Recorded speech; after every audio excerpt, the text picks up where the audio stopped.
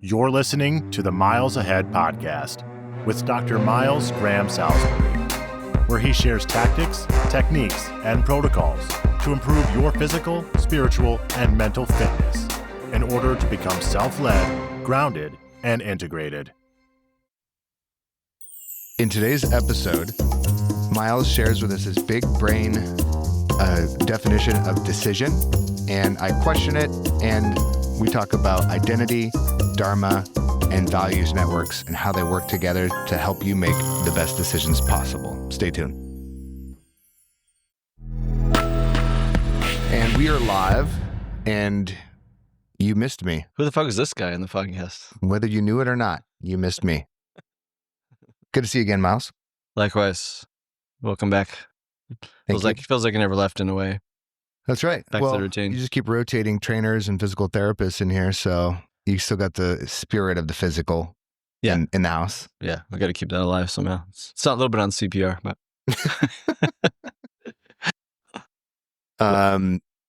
Dude, we'll continue that conversation we were just having at the coffee shop, but Yes. What are you listening to? I found a really cool mashup with... remember Avicii, the song Wake Me Up? That song? It's an Aloe Black song originally. And then I think it's Christina, the boxer woman or a gym, likes to put on country at the gym. So sometimes country's on. Yeah. And that's probably not my go-to for working out, really. But was this cool mashup with Cooper Allen. Never heard of him. And Aloe Black. Really good. Wow. Oh, there's a lot of good country, and that's awesome. Mm-hmm. To piggyback on that, my listening to recently is country. I was at a friend's house and she had a Zach Bryan playlist on. Mm-hmm. He's good. Golden. Mm-hmm. So good. I keyed up a derivative, Zach Bryan radio on Spotify, and so much good stuff. Something in the Orange. It was a really sweet song. There's a soulfulness to country. When it's done right, they have their hits that everyone hates inside the country, genre as well. But there's a lot of soulfulness in country music. So good. So you and I are on the same page. I think that's a first. That is a first. Usually I'm often like Coldplay and you're like death metal or something. Exactly.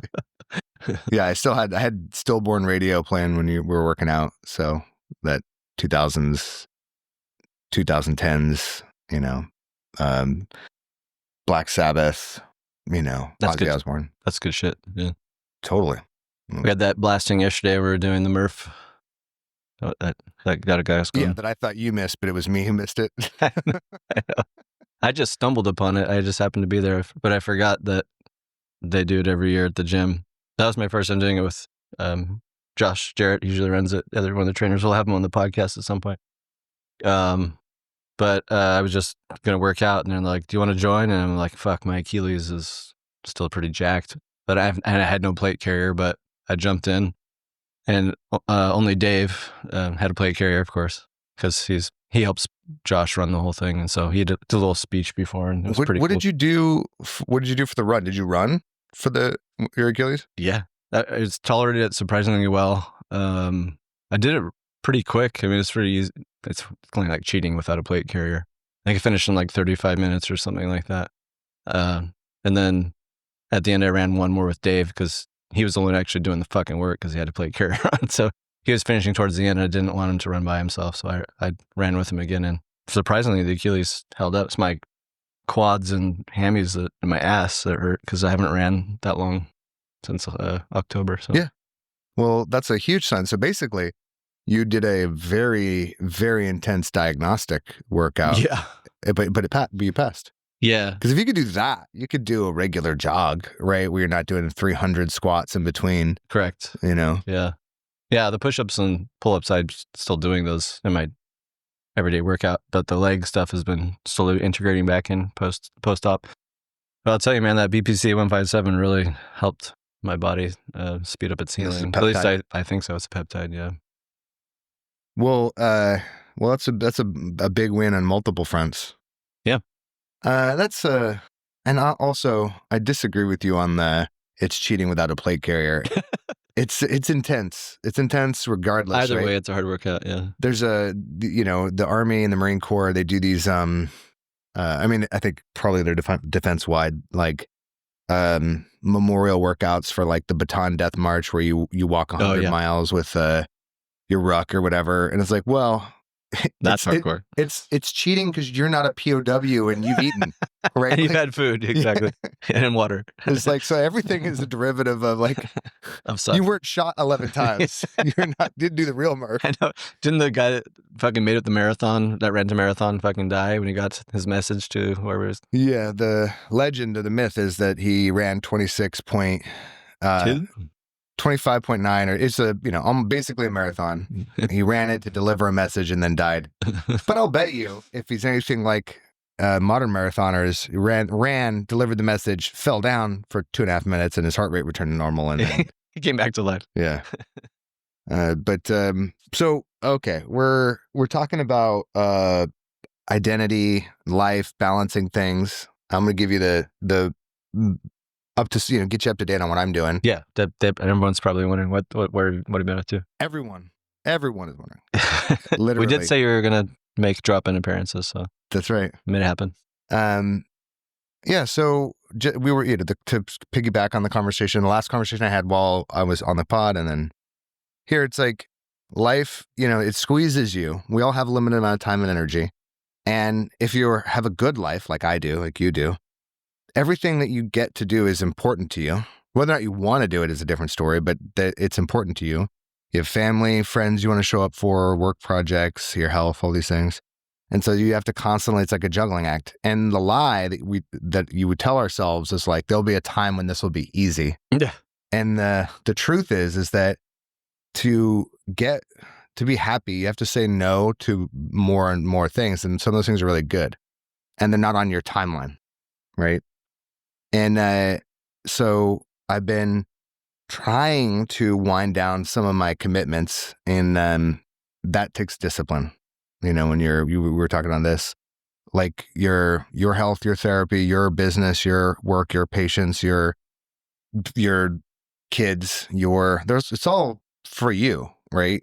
And when you've got these things that you care about, what you end up doing is you end up doing 11 things poorly and feel bad about it.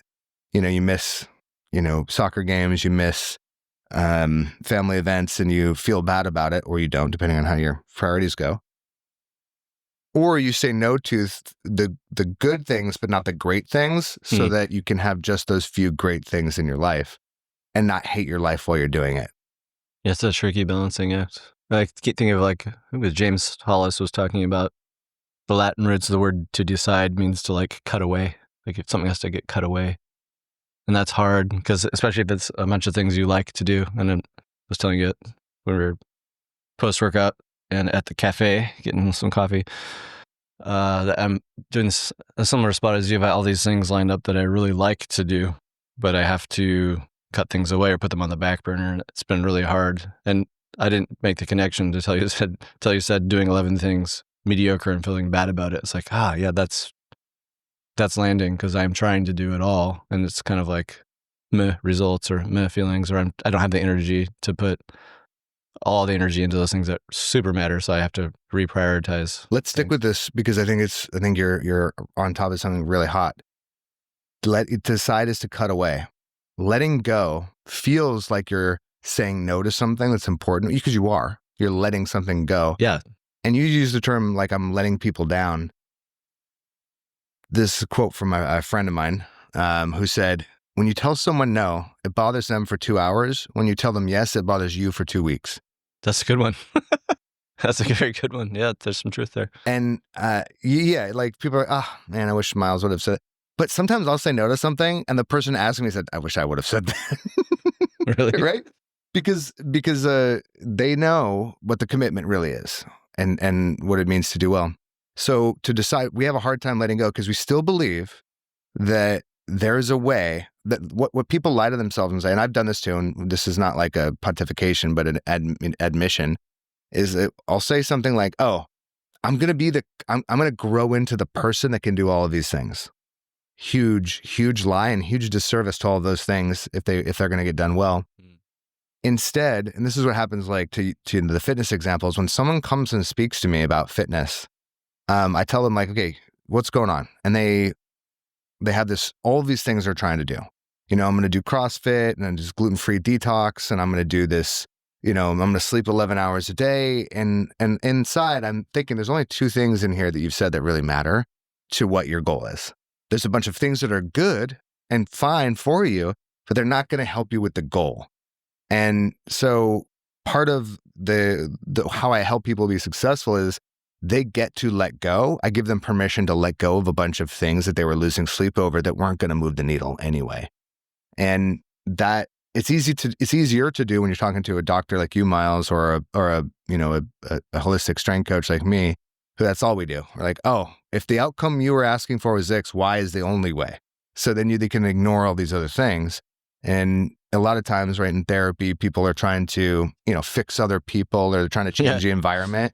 And like, the only way for you to get happy is to change yourself or renegotiate the agreement, or whatever. But you can't change a bunch of other things. Yeah, that often doesn't land super well for people's egos. But yeah, it's like, that's scary. Yeah, totally. It is scary. So decide. And we were talking about communication as well. So 2/3 of that is knowing who you are and what's important to you, which sounds so easy to say, but like, values do not exist in a vacuum. People say like, well, I'm living by my values. Values exist in networks. I'm going to say it twice. Values exist in networks. So if your biggest value is family, your personal inner circle of friends, your partner, your kids, whatever your parent, whatever that means to you, your definition of family, which can be different than mine anyway. So we're already off to a different place, but family. And then the next most important value is going to be hugely impactful to how you connect with that. So if you think of the traditional values wheel from the 70s is like, giving back and hedonism, they're on the opposite side. We all have a little hedonism, right? We all want to eat. And safety versus security. Yeah. And family, achievement, right? Or not safety and security, freedom and security. Well, if your values if your number one value is family and your number two value is freedom, right? So those are going to be in tension, rub up against each other. And so what that means is the way that you do those will look different. So it's not all or nothing. You get the one or two most important, and then everything else falls away from that, right? And you can rotate your values over time. You can shift your values. We can talk about that a little bit later, because in essence, that's what I'm doing right now. Is I'm rotating my values a little bit. And I'm trying to refocus them, or reorient myself to them. But there's always tension, healthy tension, and even collaboration. Because like achievement as a value and excitement or novelty, those can be two really supportive things depending on what you're doing, or they can be really combative to each other. Just depends on like how you're delivering. But the point that I'm making is that what success looks like to you is up to you. And very frequently, I don't know what value I'm living out through that thing, whether it's something that I gave to myself or to something that you said. I'm doing it for other people because I don't want to let them down, because they're in my in-group and my tribe, but it's not my most important value right now. It's not my most important thing. Mm-hmm. And that constant, they're not constant tension, like it's a periodic reevaluation, right? When you have kids that are 0 to 5, they take a lot of energy. So family becomes a big priority in your life, or a bigger priority. Whether or not that's the most important thing, it's still going to elevate a little bit. It absolutely will elevate. And then, but when the kids are teenagers, basically, they don't want to hang out with you, right? Even though they're important to you and you still will want to serve them and help them, there is that changes in the hierarchy just a little bit, and then when they're in their 30s and they're off and you have to chase them to whatever part of the country they live in. Come back to Christmas time, please. Exactly. Yeah. So there's different things at different times. So figuring out what season you're in. Yeah. Phase of life. it does shift things. Absolutely. So to decide, you have to know where you're at and where you're trying to go, which is actually a lot of work. How does one do that? Well, if you want the real, like the best way to go, listen to Mark Manson's 4-hour-long podcast on values. Oh yeah, he started a new podcast on values. That's right. Yeah. Is that what he's doing? Yeah, it's like he totally changed it over. It's on. Well, maybe it's called Solved. Solved. Yeah, I don't know if it's a whole new podcast, a separate podcast, or if it's like a seasonal podcast, but it's on values. Yeah. Yeah, he closed his other podcast, so he's not doing it anymore. So it is around this one thing. And how do you do that? Well, all kinds of ways. I listened to that 4-hour behemoth of a launch episode. Is it good? Oh yeah. The best if you understand this stuff. I think a lot of times when people are talking to me or you, they think we're going to give them a list of things to do. And really, what we end up doing is just investigating further on who this person is in front of us and why this stuff is important to them. Because a person who doesn't know who their tribe is needs connection in a different way than a young person trying to have sex. They're both connection, right? And they're both important, but the way you get those met is different. Typically, unless you're in a cult, in which case, good for you. It just comes ready-made at that point. Yeah, in which case, great. Free Kool-Aid and all. That's convenient, and you're going to run into some problems led down the road. Probably, yeah. You might die or get put in jail or some fun thing.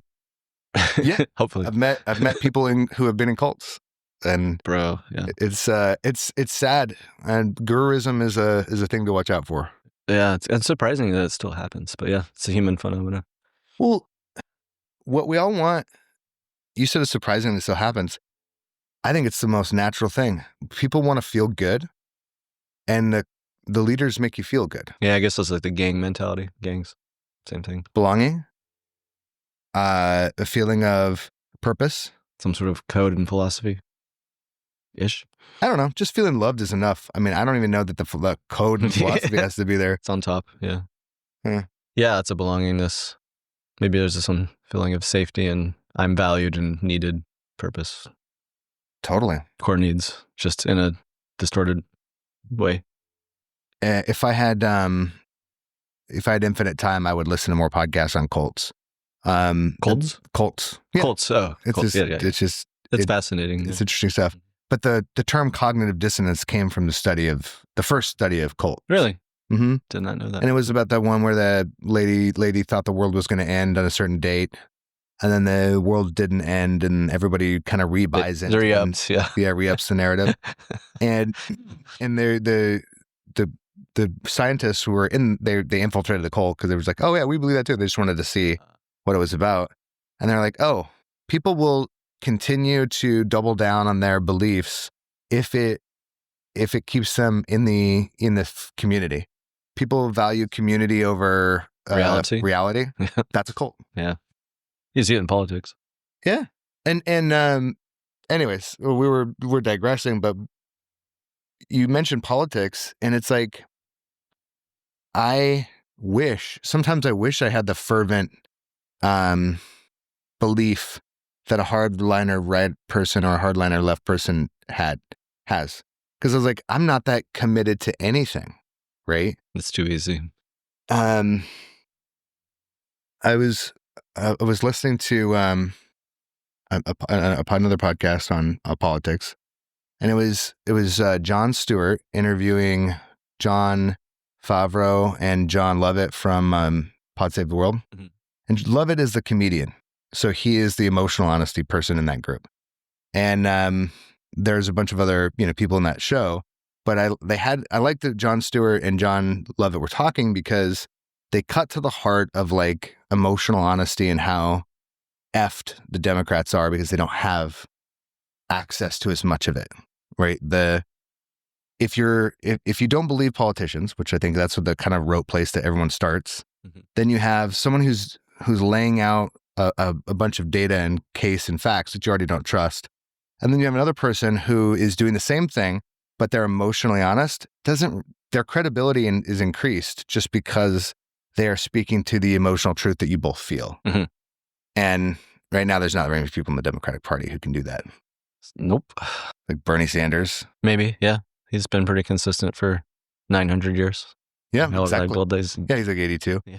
And that was John Lovett's point. He's like, you know, the only people who can sit down for a 2-hour podcast are not people with talking points, but people who believe in something. That's a really good point right there.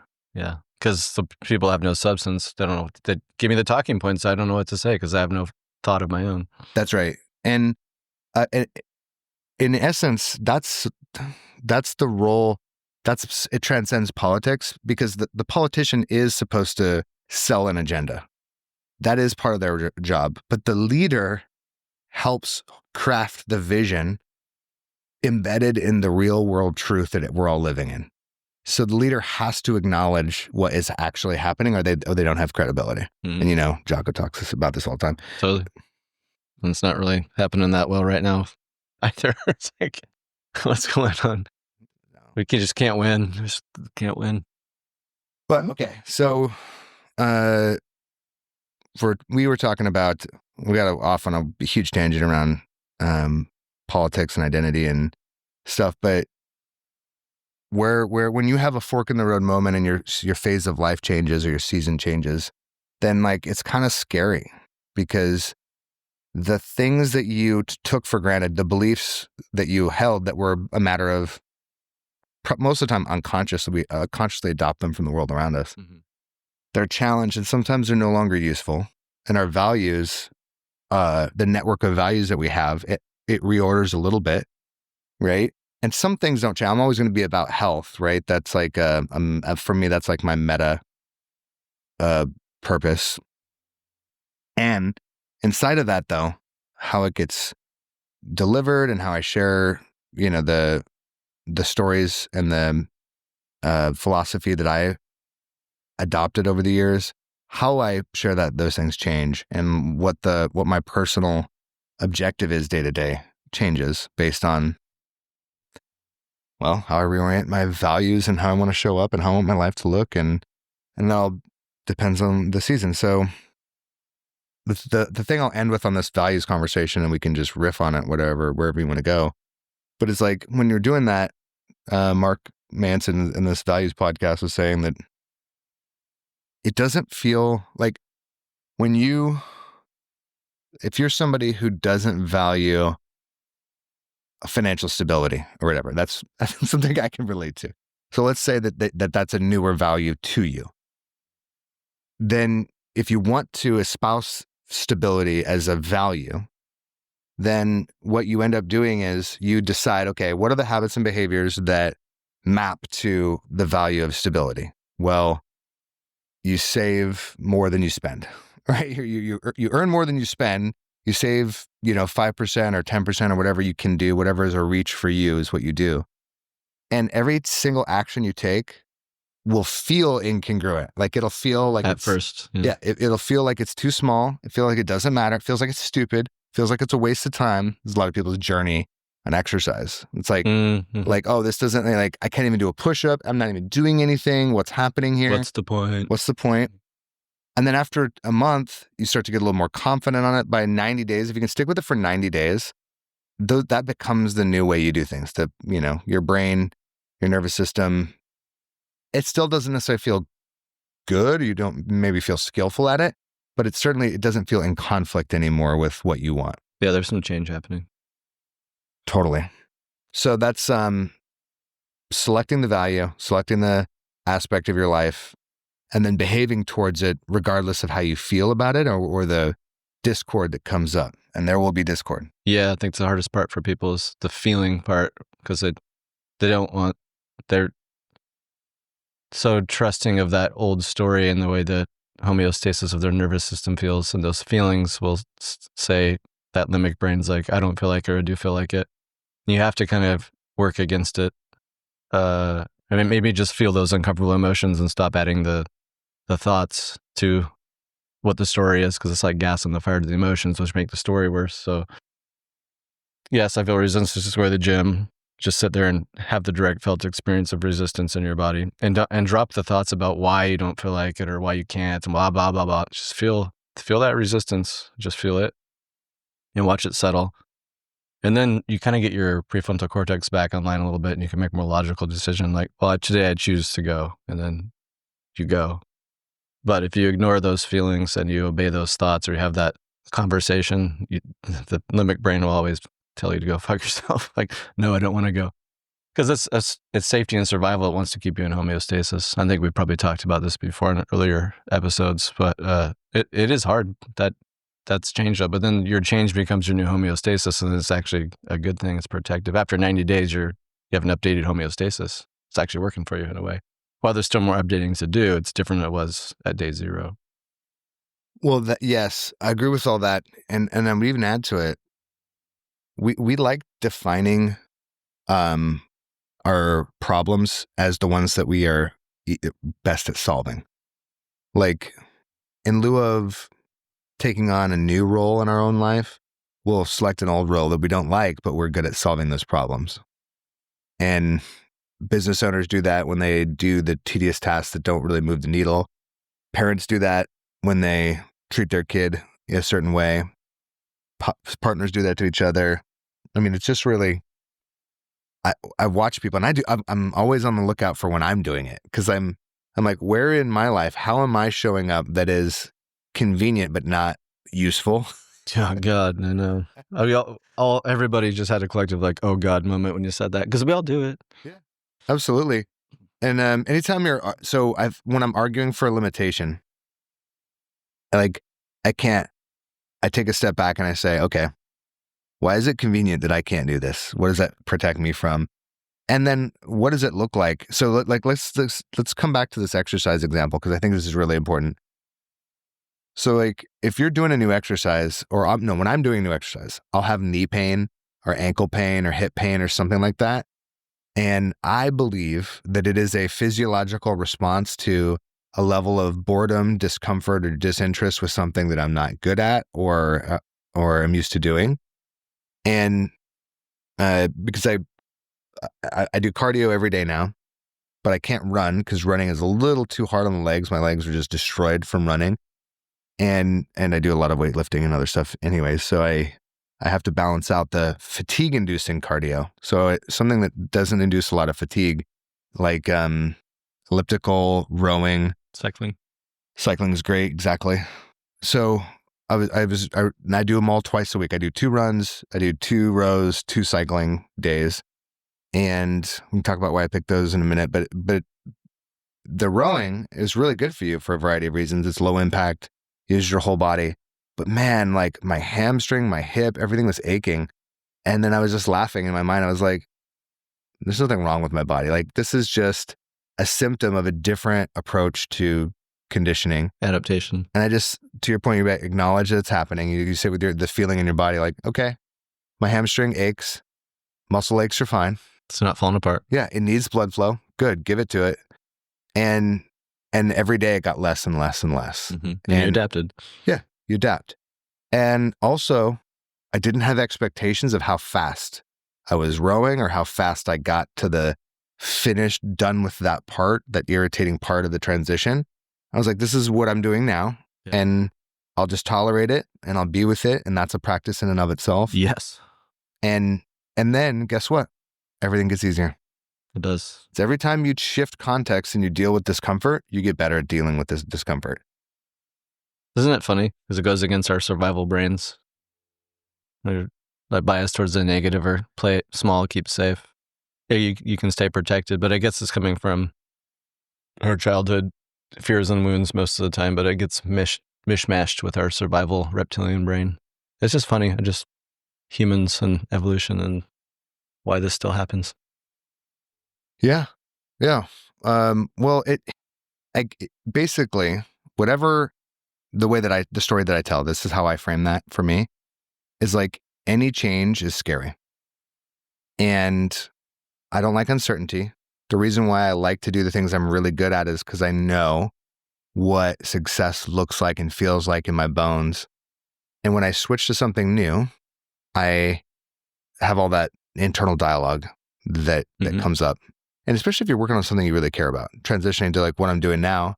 So I launched my own podcast and I was telling you, I was like, well, I'm not that good at branding, at storytelling, at teaching in a story format that isn't technical, because I realize I'm leaning heavily on the variables, on the technical expertise that I have.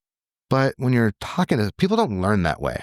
They learn, like I said, through storytelling. They learn through metaphor, analogy. They learn through simple mechanisms where we can use the language we already have in our minds to solve the problem or expand our understanding of something. So it just takes a different kind of teacher. It takes a better teacher in that regard. You're communicating on a higher level because it's easier to understand. And that's really sophisticated. What I just said sounded simple, but it is sophisticated. No, it takes a lot of reps. And you're listening to podcasts like Mark Manson for 4 hours, he worked on that for 6 months, right? And he's been communicating well for 25 years. Yeah. Right. As a writer, Sharpening that sword. Yeah. So you're working, you're listening to somebody who's doing what they're the best at in their life, and they're in the top 10 or 20 or 1% or 10th of 1% at on the internet. And the internet is a big place. It is a very big place. So comparing yourself to that, it's like, holy shit, you know. But once you get to podcast 20, You pass most people. you're already in the top 20%. Exactly. It's the bar is very low to get to that point, which is great. But after that, it gets harder, but it's not impossible. So you started a podcast. Is that the one that's also Substack, or is that separate? Yeah. So it's on YouTube, Spotify. I record it through Substack and send out the newsletter or the info about it through Substack. I get your emails. That's right. What do you call your podcast? A crash course in healing. There we go. Just so people know. Yeah. And it's about health and fitness and behavior change, and I'm going to go all over the place, but I'm going to be talking about the things that seem resonant with Where you're at. where I'm at. That's right. How's your? You don't have to talk about it if you don't want to, but your girlfriend's going through some pretty painful shit recently. Has that gotten better? She's amazing. I mean, she's a good podcast guest. She's an amazing, a very resilient person, and talk about a masterclass in making lemonade out of the lemons. Those some big lemons that just came at her. Mm-hmm. Yeah, her grandmother passed away about a month ago now, maybe 6 weeks ago. And it was not a surprise. She just got a very late diagnosis of a progressive and fatal disease. And she got to spend some time with her, and her I don't want to out other people's information. We'll hold off on that and let her talk about it if she wants to. But other people are going through stuff in her family, and she's, shown up, has really both shown up with strength and being just a calming presence, and also having good boundaries and taking care of herself along the way, which is difficult when you're dealing with sick people and people who are close to you. Mm-hmm. So, she's very impressive. Oh, and while she's doing this, she's got her death doula certification. Ironic, but yeah. Yeah. And she started volunteering at a local hospice organization. And she's just, one of those 5-star people. She's just really, really impressive. Started her own business. She volunteers for the Portland Food Bank and organized a new route for them. Yeah. So I have a real life, of just dating this person is like getting your own life coach, Yeah. Synchronistically, she's doing the death doula stuff while having to deal with death in her personal life. It's almost like it is in a weird way meant to be, in a sad way meant to be, but sometimes that's what life does to you. That's my spiritual philosophy, is that we have a duty when we enter the earth. And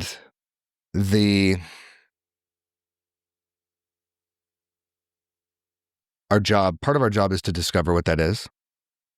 And I think the thing that gets in the way of our sacred duty is thinking it needs to be something special. Like when I say it is special because it's our dharma, but I'm thinking it's like I'm supposed to start SpaceX, or I'm gonna do something like save the world, like grandiose, egoic kind of thing. Totally. Yeah. And it's like I have difficulty, or I had difficulty in defining my dharma as something small and specific and easy to live. Because that, in my heart of hearts, that's what I believe all of our dharmas are. Doesn't mean like you can't, knock it out of the park with it. But I fully believe that the better you are at listening and moving towards the values that you feel in your heart, not necessarily demonstrated for you in your environment. Totally. That becomes really, really apparent. She's a great example of that. I think that she came into this world with this sense of, I'm not from here. And, when she was saying that, she was looking around the Great Plains of Wyoming, in the mountains of Wyoming, and just being like, okay, I'm ready to go back to whatever planet I came from. I feel that, yeah. And she kind of knew, I think, in a way. And I'm very blessed. I feel the same way about my mission. Like, I'm like, I think every teenager feels that when they're like, oh, I see. I'm trapped in this environment for how much longer? 3.5 more years. Just count those days then. We're all doing time. Yeah. And then we get out and then forget how easy it was. Really, so this is actually hard. No, tell me more. What do you mean? Like you get punted out of the family unit where, your food and shelter and costs and all are taken care of for you. And you didn't. Was that your experience? Well, luckily my dad made me get a job at 15, thankfully. I didn't have to work, but he was like, you need to start learning this, which is a really good thing he did. And my first job, fucking McDonald's, dude. That's a kick in the nuts for your first job. Really good for a 15-year-old, but disgusting. But we had so much, my buddies were there, we just fucked off. I had so much fun. But when you get out into university life or wherever you're in the military, military has its own set of everything's done for you, but it's also discipline is forced upon you, but in a good way. Discipline is invited upon you in the university, but you could totally fuck it up. So it makes you grow up in a certain way, and as each year goes by, and then you graduate, and it's like, oh, now you have to get a fucking job, and life gets harder and harder, quote unquote, and then it just gets a different kind of hard and a different kind of easy depending on what life path you've chosen. But that's what I mean. Well, there's a lot there, but I want to zoom in on what the difficulty was for you, because I think that is a difficult path from my perspective. Just being in university is difficult, or college as we call it in the United States. I have an English family, so it's in my head. What was when you were in your 20s, what was the painful, like, if you had to distill it, there's lots of pains of being 20, but what were your like biggest one or two things that you really would, In my 20s, I had childhood trauma and like feeling like a late bloomer. I always felt like I was a late bloomer. It's like figuring things out. How did you know you were a late bloomer? People just seem to get things more intellectually, emotionally faster than I did. I probably should have been held back one year. It was my November birthday, so probably would have helped me to just stay back a year. I don't know what the cutoff is. Sometimes it's September. And I was just talking to Dewey Freeman about this the other day. He was talking about the science behind boys developing slower than girls do. And we know this, but the red shirt phenomenon. But stick with Miles for a while. Red shirt phenomena is alive and well. There's a new movement now in some schools to start boys in kindergarten a year later. Yeah, so the red shirt movement. Is that what that's called? Yeah. So just to get the audience up to speed, a lot of boys are more successful when you keep them in the same grade for 2 years in a row, whether it's the first, second, or third grade. they've replicated in a bunch of ways. Boys seem to do better in those circumstances. Yeah. So you were feeling some of that, and the symptom. And when I was saying what was the symptom of that, you were saying everybody seems to get things faster. Yeah. So you're falling behind your peers. Sort of, or just like, how did you get there quicker? I'm always looking towards them, but the trauma part and the stunting emotional arrested development that happens from that didn't help either. It was like a 1-2 punch. It wasn't like I was like spectrumy or like way back. It was like I could figure stuff out, but it was like not leading the pack kind of a thing. Like how do people do? And plus somebody showing me these things. I know that parents can really show you, but they weren't sitting down and explaining to me, hey, this is what can happen in school and this is what you should be shooting for. And I was just figuring shit out on my own, basically. So it was very lonely. It was loneliness and just feeling like sort of behind. And then my prefrontal cortex started to cook properly, and to be 25, 26 is when it comes online. I think mine was like 30. oh yeah, I gotta get on top of that. What happened when you were 30 that you made that connection? Last year I graduated with my master's degree, and I got I had worked after my undergrad, but it was like dumb jobs, and then I realized I had to go back to grad school with my undergrad in psych. It's not really the jobs I was doing they're paying nothing. They were good experience, and they got me to grad school. But when I got out of grad school, I realized the quality of life that I wanted, or if I wanted to have a family, like there's a lot more work to do. Everything was on me. I mean, I had talked about this in one of the origin story episodes. That after graduation was a really tough time. I had a really bad breakup, and all my classmates there was like my community, they just all went back to their home state. Like there were like 2 left out of like 30. It's just one of the most lonely times I ever had, and everything was on me. And I think it brought me back to maybe my parents' divorce, when they were, the whole unit was nuked and I was just by myself. Like, what is going on? Who's helping me? Who's explaining shit? Nobody. So that trauma reignited in a way, and I just felt really freaked out and depressed, and just had to climb out, figure it out. And I did. It was, I had to put all that happened when you were 30? Yeah. And all the stuff I learned in grad school was really valuable, because the stuff you learned. So what moment did you feel the traction? Was there like a day where you were like working out, or where you were reading a book, or you were doing something and you started to feel that traction of climbing out of the hole? Probably when I was working and getting my licensure hours, trying to get paid more, for fuck's sake. Like, you don't get paid enough till you get your license. And I was like, God damn it. Like, I got to separate myself somehow. There's so many master's level therapists. Like, I need to get a PhD. And so when I applied for a PhD and flew down, interviewed, and got in, I was like, okay, things are going to be different now. And so that was the start of one thing. And then while I was doing that, I got my license, and then I got a job back here in Oregon. It was with a company, an insurance company, reviewing medical charts. It's really a mindless job, but it was like the most money I ever made. It went from no money to I don't have to really worry about money. I'm a single guy overnight. And it was like, for minimum wage to $30 an hour. It's a big jump. It's a big jump. No, it was more than that. It was like, wow, I have money left over. I don't know what to do with it. It was like, I was kind of bad with them. I should have been a lot smarter with that money, but that job ended up sucking my soul, and I should have left 5 years before I did. But it got me out of that dark space, and then I got my PhD, and then I broke off and started doing private practice on the side, and then eventually dropped that job. And that was a scary moment, dropping the secure paycheck for the unknown, but well worth it. I'm making twice as much as at that job now. So it's like you said, you got to check in with what resonates for you, what's important to you inside, because I could have overridden that feeling and went with the secure paycheck just to stave off fear, but my soul was fucking getting sucked dry.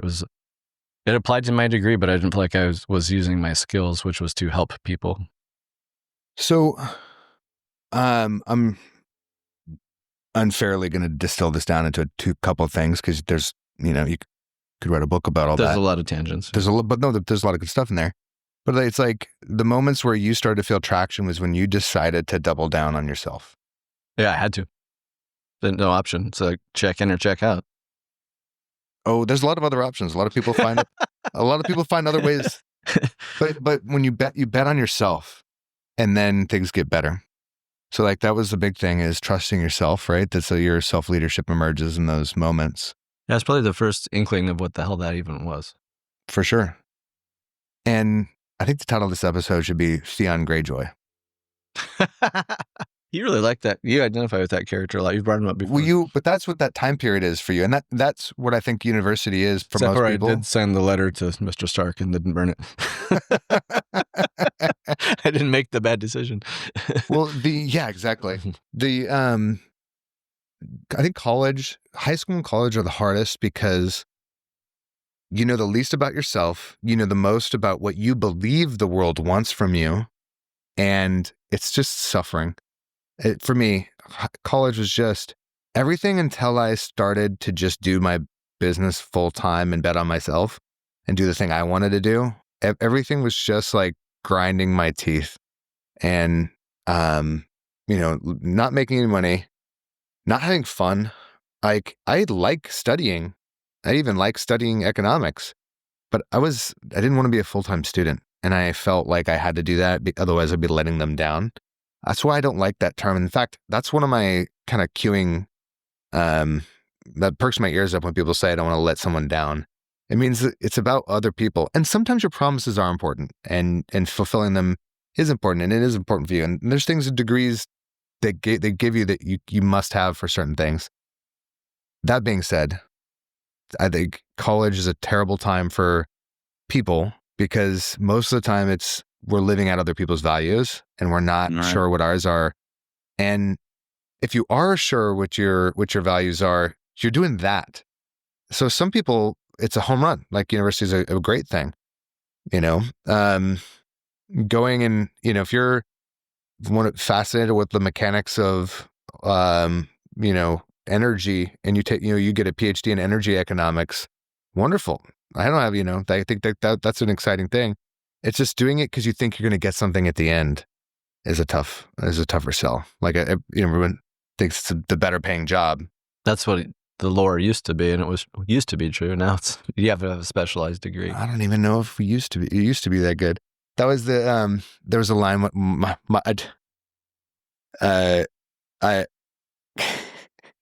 a drill sergeant was asking me what happened to my platoon because all of our PT scores went down. And he's like, yeah, you were in charge too, huh? Yeah, second platoon used to be on top. What happened to you guys? And I just like got this like 1,000-yard stare, and I was like, drill sergeant, we didn't even used to be that good. Honesty came out. That was so good. I didn't see that. Got everyone laughing. But the Theon Greyjoy piece that I connected with when if you read the books or watched the show, is like in his mind, everyone else knew who they were. Yeah. So he thought he was the only one going through this thing where like you said, like, I'm having a hard time with these emotional realities. I'm having a hard time understanding what's happening. I don't know what I want. I don't know where I belong. My dad hates me. Yeah. And he's in this world that he's the only person that they have standards he doesn't want to live up to. And then what you find as we all adult is everyone's doing that. They're just showing up however they're showing up. Some people are loving that, hating that, secretly hating that, and, developing cancer. Fuck, yeah. But I think it's that's the difficulty of being young. It is. And the faster that you listen to that inner compass, the faster you're able to pivot towards who you really are. That inner compass was buried for me because of the wounds of childhood and then whatever delay I had or slow cooking. There's a book out called Late Bloomers by a psychologist that I haven't read yet, that I bought, that talks about this phenomena that a lot of people are this way. And I just, for whatever reason, probably happened to be one of those kids. I should have probably started kindergarten a year later. But who knows? I mean, back to like your girlfriend, or like you said, your mission, being born from your alien planet to here, wherever you came. like your trauma is your dharma. Like there's a reason probably that happened for me that way to put me where I am right here, right now. Took the words right out of my mouth. I mean, it's cliche, but if you truly don't want to repeat the stage that you're on, the only way to not repeat it is to actually get the lesson. Karma. Karma. Yeah. I mean, I guess that's one way to put it, right? Like living out the lesson. If you want to grow, if you want to be in a different place, you need to be a different person. And to be a different person, you just need to integrate the lessons that life is trying to give you right now. And like what I needed to do more was writing, messaging, content creation, and those things. But when you have 15 things on your plate, what you end up doing is the most important, lowest skill work goes to the end because I don't want to do that. Plus, when I'm fresh and I'm like at my best, I'm already knee deep in my day job, right? And so what you end up doing is we end up crafting a story about why this isn't for us, right? We start to sell ourselves on our limitations today. Or we can do the painful work of deciding and letting go and cutting away. And what that does is that frees up bandwidth and energy. And so we can show up more fully. Painful as it is. It is painful. There's a grieving process because you're letting something go. Or at least you're putting it on the back burner. Sometimes that feels good. Okay, I'll get to it in 10 years when the kids are out of the house or whatever. Yeah. And like, there's consequences, and the difficulty with life is the consequences don't appear until much, much later than the decision. Flush that one out. So I'll get to it when the kids are older. If you do that to your health. Oh, in that way. Yeah. That's just avoidance. Right. Well, I mean, in essence, that's what we're talking about. You're going to avoid committing to something. I was talking about it the other way. Like when there are 10 things and you need to let go of 5. 5 is there's a grieving process of letting go, or it's the back burner, knowing I will get to that. Like I was just saying that for me, it's like I want to write a book. There's no fucking way I can write a book right now. Sure. But when the kids are out of the house and I have more time, yeah, maybe I can start it. And that's okay for me and my field. I can be pushing 50 and like starting a book. Cool. No worries. But right now my brain would explode if I tried to do that. Yeah. So I'm not procrastinating that. If I said, no, I need to write a book now, along with those other duties, then I would start to like take that juice away. And then, like you said at the beginning, do everything mediocre and feel shitty about it. That's right. I don't want to do that. Well, you are procrastinating. It's mindful procrastination, right? There's some things that you're never going to get to. There's some things that you'll get to later. And there's some things that you'll get to right now. Yeah. Right. So you only have a few arrows in the quiver, so to speak. So you can't hit every target. You just have to decide what those are.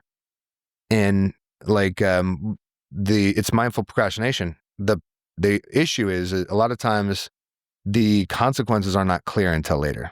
So some things are predictable because we have lots of data on them. Like if you don't save, if you're going to start saving tomorrow, tomorrow turns into never really fast. Yeah. Same with working out. And the same thing with exercise, right? And like, Peter Attia, that's his whole shtick. If you start when you're 70, first of all, never a bad time to start exercise. Correct. However, to me, a little harder. The upside is limited. Same thing as saving. You can save when you're 70. The upside is limited, right? You wanted to start that earlier and earlier and earlier. And so the consequences oftentimes arrive, and then we have a new decision point, right? It's forced upon you. So the pieces, and I think the creative is a good one to end on for everyone listening and for you and me, is the creative pursuit. Like, I was the same way. It's like, oh, well, I'll write more later on when I have more time. And then I started to go back, like walk back all of the things that were being interrupted in my life. And I was like, oh, the creative act is actually the generator for a bunch of these other things that I need. And I was like, so I'm I'm not watering the soil, but I want to trim the roses, right? And that's fine. Like, you don't have to write a book. You don't have to write anything. However, like, if the purpose of the book is to get exposure and sell, therapy or whatever, then who cares? Because there's 15 other ways to do that, right? If the purpose of writing the book is because it's just something that you need to share, that you need to get out there, that the world needs to hear, then that's a different, that's a different outcome. That's a different thing. And for me, what I was looking at, it's like this story that I'm not sharing and these ideas that I'm not, they're for me. Like, it's the audience of one thing. Like, I need to hear it. I want to reach out to the younger version of me now. And it doesn't matter. There's no other second or third thing I need from that. I just need that. So I don't need to get a payoff at the end. I want the payoff right now. Right. And figuring out, that's what decisions are. What's the investment now? What's the payoff when? Or the consequence when, if you're talking about health, right? Or whatever it is. Sometimes that makes it an easier decision. Yeah. The consequence. Yeah. And just accepting too that, like, I don't have the perfect answer. It's a process of discovery. Like, sometimes you say no to things and you're like, I wish I would have done that. And sometimes you do things and you're like, I don't want to be here right now. And even if you're in a great place, like, you could say, I don't want to be here right now. And you're around a great group of people and they're fun and like they've got your values and you love them. It doesn't mean it's a bad answer to say, okay, I'm good here. Yeah, you're listening more deeply. Because that could be confusing to the ego. So you should be here because this is great, but your higher self or your heart of hearts is like, this isn't it. Yeah.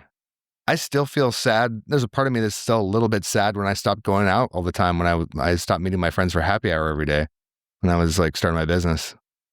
I was like, I got to be at work at 5 a.m. I can't do both. I physically tried a few times. That's a tough one. Yeah. I can't do both. And the body says, go fuck yourself. And we ain't doing that one anymore. That's right. A healthy tension. Yeah. Yep. Well, you can find me at a crash course in healing, and I hope to add you as newsletter subscriber number 7. No, do it. Yeah, subscribe, get up there. And you're coaching people and still doing personal training on top of that. Yeah, I do personal training. I run a wellness program. I think I run a wellness program in Southeast Portland. Yeah, I would say that the majority of what I do now is remote training and coaching. Because my in-person time is severely limited. I made a commitment to myself at the beginning of the year. I was like, if they can't train the first 4 hours of the day, then I'm not going to do it. Yeah, that's good. That's guarding your time. Plus, you can scale up more. The whole trading time for money thing only goes so far. And so if you want to do more and be more, you just can't. Unless you can charge $3,000 an hour. Sure. Some people can. You're not going very far, unfortunately. Amen. Plus, you need more time for other things, family, things that matter most. Yeah, you gotta, water the garden of the soul. That's what we're doing here. Maybe that's the title of it, Watering the Garden of the Soul. Title of the episode. I don't know. It'll be random. We'll see what pops out when I do the editing. Closing thoughts. Welcome back, by the way. Thanks, man. Yeah, my closing thoughts are, thanks for having me. It's been awesome. I've got to grow a lot in both my skills and my friendship with you, so I appreciate being a part of the Miles Ahead story. Yeah, you're the originator of the whole thing. You named the fucking podcast, so. It was your idea. If that's your memory of it, that's fine. You pushed the podcast forward or I said, let's do a podcast. And then you're like, cool, let's do it. And then you named it. So it was collaborative. That's right. But yeah, you'll be back as an intermittent guest. And then, keep doing reps on yours and we'll link to it in the show notes. And they'll be surprised when you come back. That's right. Keep people waiting. Exactly. You never know. Surprise guest. That's right. All right. Until next, we're out.